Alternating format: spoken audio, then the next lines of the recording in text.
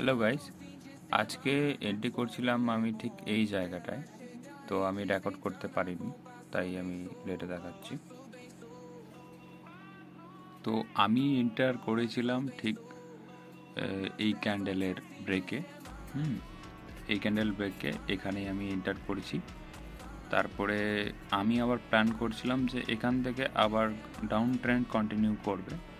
তো যেমন ক্যান্ডেল আসছিল যে ডাউন ট্রেন্ড আবার কন্টিনিউ করতে পারে, তো এই পুলবেকে আমি আবার শর্ট করি।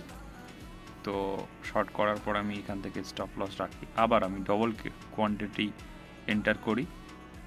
এন্টার করার পর আমার অ্যাজ এ খুব ক্লোজ আসছিল, দেন এইটা ক্যান্ডেলে আমাকে এক্সিট দিয়ে দেয়। আর আমি ঠিক 21 এর স্টপ লসের সাথে এক্সিট হয়ে যাই। আর দেখো এখানে ভয়ানক ধরনের একটা স্পাইক আসছে